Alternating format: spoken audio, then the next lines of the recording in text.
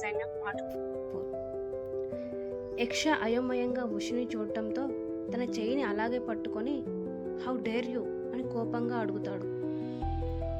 నొప్పి పుడుతున్నా కూడా అసలు నువ్వెవరయ్యా, నా చేతిని వదులు అని అరుస్తుంది యక్ష. అన్నయ్య ప్లీజ్, తన్ని ఏమనకండి అని అశ్వ అంటుంటే, ఓ ఈయన గారు మీ అన్నయ్యనా, కరెక్ట్ టైంకి వచ్చారు. మీ తమ్ముడు నా ఫ్రెండ్ని కిడ్నాప్ చేశాడు, తనతో ఎంగేజ్మెంట్ అండ్ పెళ్లి చేసుకోబోతున్నాడంట. ఆ పిచ్చిది నాకు కాల్ చేసి ఏడ్చింది అని చెబుతుంది యక్ష.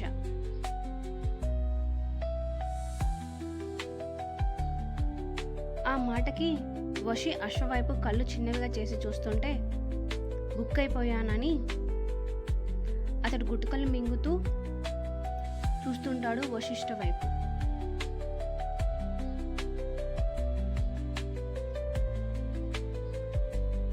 మీరు ఇలా సీరియస్గా తర్వాత చూసుకోండి, ముందు నా ఫ్రెండ్ గురించి చెప్పండి. తనని ఎక్కడ దాచారు, ఎందుకు తనని తీసుకువెళ్ళాక కూడా ఈయన గారు ఈ నాటకాలు పడుతున్నాడు నా దగ్గర అని ఆమె వశిష్ఠని ప్రశ్నించడంతో, నువ్వు యక్షనా అని అడుగుతాడు వశి.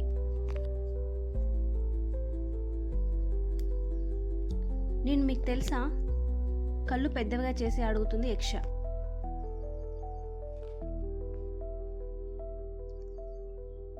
నువ్వు అడిగిన క్వశ్చన్కి ఆన్సర్ నేను చెప్తా, రేపు నైట్కి రెడీ అయ్యి ఉండు, నేను కలుస్తా అని చెప్పేసి అక్కడి నుండి వశిష్ఠ వెళ్ళిపోతే, ఇరికించావుగా దెయ్యమని పళ్ళు నూరుతూ వశి వెనక్కి వెళ్తాడు అశ్వ.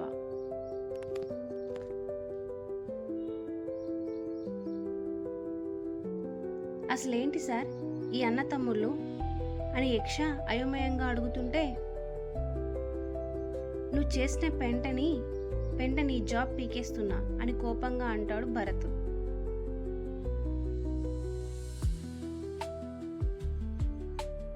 మరి అగ్రిమెంట్ లేదు, తొక్క లేదని భరత్ తన మీద కోప్పడుతుంటే, నిజంగా మళ్ళీ నన్ను పిలవరుగా ఆఫీస్కి అని మెరిసే కళ్ళతో అడుగుతుంది యక్ష.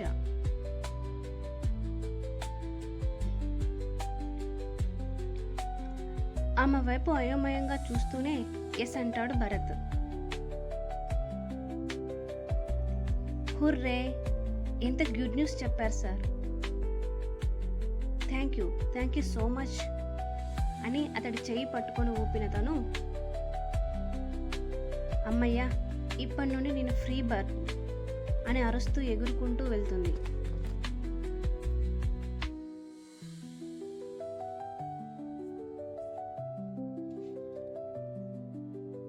అశ్వక్ కోసం ఆగకుండా తన కారులో ప్యాలెస్కి, ఆ తర్వాత అతడు రూమ్కి వెళ్ళిన వశిని అన్నయ్య అని పిలుస్తాడు అశ్వ.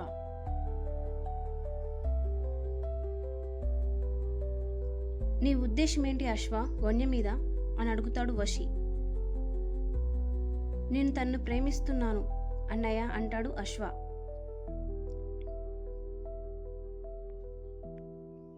వదిన వరుస అయ్యే అమ్మాయిని ప్రేమించడం తప్పని తెలీదా నీకు, కోపంగా అడుగుతాడు వశిష్ఠ.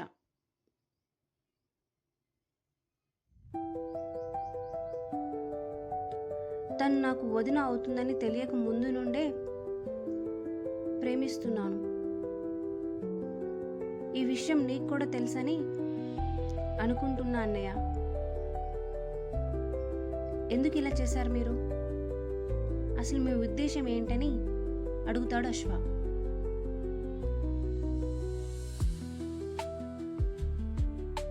ఎలా చేశాను, వన్య అసలు మన ఇంటి అమ్మాయే కాదు.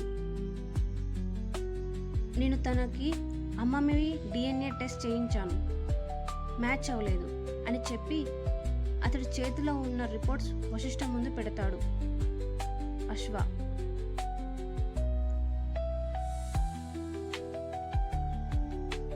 అవి ఫేక్ రిపోర్ట్ అశ్వ, నేనే దగ్గరుండి మరీ టెస్ట్ చేయించానన్నయ్య. ఇది ఫేక్ అని అనకు. నువ్వు ఎప్పుడు నిజం మాత్రమే మాట్లాడతావు అని అనుకునేవాడిని, కానీ ఇప్పుడు మీరు చెప్పే అబద్ధం ఎందుకోసమో దేనికోసమో అర్థం అవడం లేదంటాడు అశ్వ.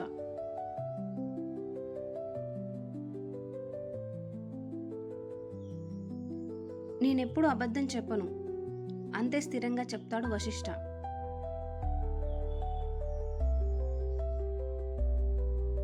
వన్యం మన వర్ణ కాదు, ఇదైతే నిజం కదా.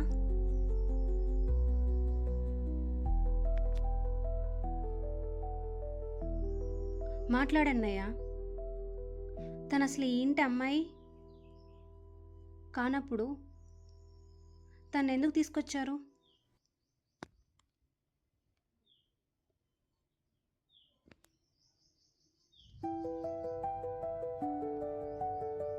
Thank you for watching our video. Do like and subscribe.